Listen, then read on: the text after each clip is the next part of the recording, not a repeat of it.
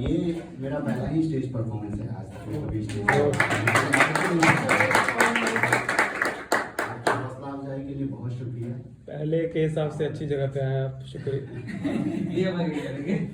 और एक्चुअली मैं I am an engineer by qualification, salesman by profession. मैं पिछले 10 साल से एम्प्लॉयड हूँ इंडियन ऑयल कॉर्पोरेशन लिमिटेड के साथ।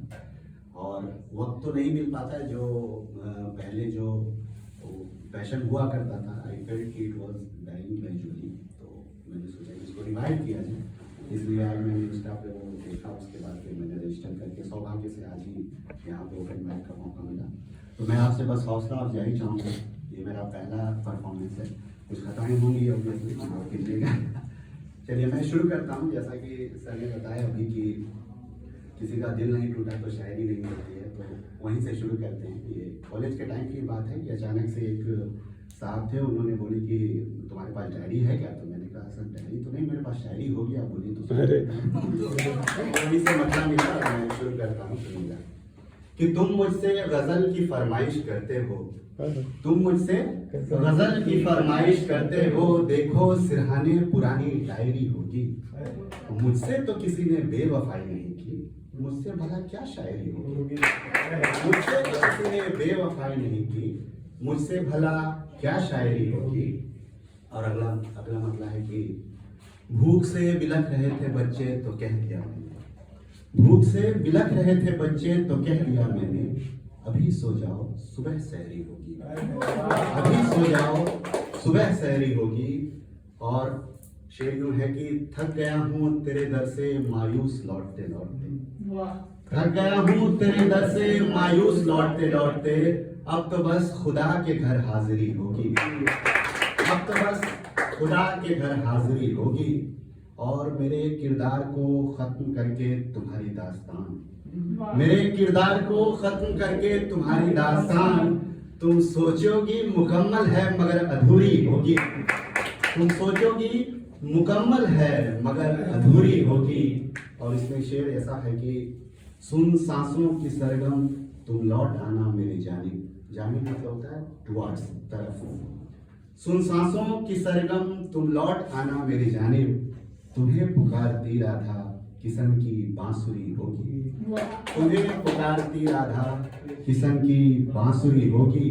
और इसका जो आखिरी शेर है सुनिएगा कि फासले मिटाने में कोई तकल्लुफ न रखना लो, फासले मिटाने में कोई तकल्लुफ न रखना लो, क्या जाने कब कौन सी मुलाकात आखिरी होगी, क्या जाने कब कौन सी मुलाकात आखिरी होगी। और एक गजल के चंद साथ, थोड़ी नई गजल है तो हो सकता है मुझे जरूरत पड़े देखने की।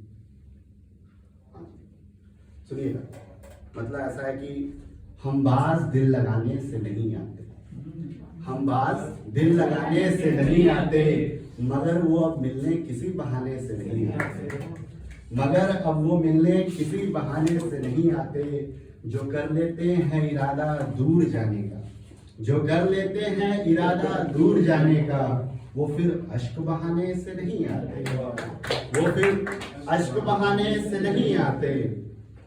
और इसमें शेर ये हुआ है कि कुछ पल की गुफ्तगू को होते हैं हाजिर, कुछ पल की गुफ्तगू को होते हैं हाजिर, उम्र भर ठहरने के इरादे से नहीं आते, उम्र भर ठहरने के इरादे से नहीं आते। ताल्लुक हमेशा मुफलिसों से रखा, मुफलिस कहते हैं गरीब को, ताल्लुक हमेशा मुफलिसों से रखा, हम किसी राजघराने से नहीं आते, हम किसी राजघराने से नहीं आते। और दो लाइनें सुनिएगा कि मैंने इसलिए भी खुद को खुशमिजाज रखा है, लोग पूछते हैं आप हमेशा हंसते रहते, मैंने इसलिए भी खुद को खुशमिजाज रखा है, बीते गम याद मुस्कुराने से नहीं आते, बीते गम याद मुस्कुराने से नहीं आते। और कहते हैं कि मरने वाले की अगर आखिरी ख्वाहिश पूरी नहीं हो तो वो मर नहीं पाता है सुकून से। तो अंतिम शेर है उसके लिए कि बीते जख्म याद मुस्कुराने से नहीं आते, ख्वाहिश कोई रह गई थी अधूरी दिल में, ख्वाहिश कोई रह गई थी अधूरी दिल में, वरना हम लौटकर जनाजे से नहीं आते, वरना हम लौटकर जनाजे से नहीं आते। और इतनी अच्छी ऑडियंस मैंने सही में आज तक नहीं देखी। आप शायरी की समझ रखने वाले लोग हैं, तो मेरी इच्छा है कि मैं तरन्नुम से 2 शेर आपको सुना दूं। इरशाद। जी। आवाज़ मेरी अच्छी नहीं है, लेकिन मुझे उम्मीद है कि यदि आप अल्फाजों के साथ सफर करेंगे तो आपको लुत्फ आएगा। सुनिएगा। दिल की बातें मुझको सुनाई तो होती, दिल की बातें मुझको सुनाई तो होती, क्या थी मजबूरी खुलकर बताई तो होती। आप बोल नहीं कर पाएंगे बेटा, मेरा दिल टूटा है। क्या थी मजबूरी खुलकर बताई तो होती, खड़ा था पलकों में मोती समेटे हुए, खड़ा था पलकों में मोती समेटे हुए, कोई कीमत वफा की लगाई तो होती, वफा की लगाई तो होती। 2 लाइनें और सुनिएगा। गुलशन में कोई गुल खिलेगा नहीं, गुलशन में कोई गुल खिलेगा नहीं, नाम दिल पर लिखा जो मिटेगा नहीं, नाम दिल पर लिखा जो मिटेगा नहीं, कोई कह दो हवाओं से आज़मा ले हद, कोई कह दो हवाओं से आज़मा ले हद, चाहतों का दिया अब बुझेगा नहीं, चाहतों का दिया अब बुझेगा नहीं। अंतिम 4 लाइनों से क्लोज करूंगा। ये 4 लाइनें एक मैंने सुनी थी कुमार विश्वास की, मैं पहले वो दोहरा दूं ताकि आप लोग को रिलेट कर पाए। उसके बाद मैंने उससे रिलेट करके थोड़ा सा मिलता जुलता कुछ अलग लिखा है। कुमार विश्वास ने लिखा था कि उनका था ये शेर, क्या था,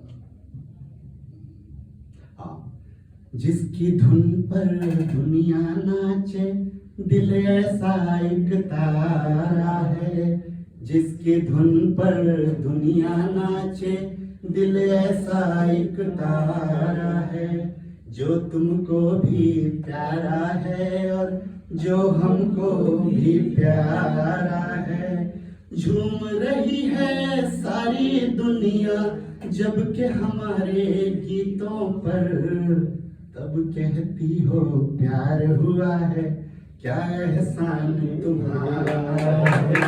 तो जब मैंने ये 4 लाइनें उनकी सुनी तो मुझे लगा कि गाना तो अच्छा है, मतलब अच्छा शेर है ऑब्वियसली, मतलब कहीं ना कहीं इसमें थोड़ा बहुत दोषारोपण है, थोड़ा बहुत अहंकार है कि मैं अच्छा लिखने लगा हूँ इस तरह का। मेरे हिसाब से प्रेम इन सब चीज़ों से ऊपर होता है।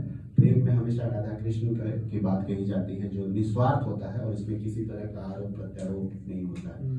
तो मैंने इससे प्रेरित होकर के 4 लाइनें लिखी हैं, वो मैं आपको सुनाता हूँ कि माना के सब रिश्ते नातों से बढ़कर प्यार हमारा है, माना के सब रिश्ते नातों से बढ़कर प्यार हमारा है, पर मत भूलो के अब माथे पर एक श्रृंगार तुम्हारा है, पर मत भूलो के अब माथे पर एक श्रृंगार तुम्हारा है, दिल के द्वार पे वक्त ने खींची, दिल के द्वार पे वक्त ने खींची, मर्यादा की एक रेखा, मर्यादा की एक रेखा, मान सदा दहलीज का रखो, ये अधिकार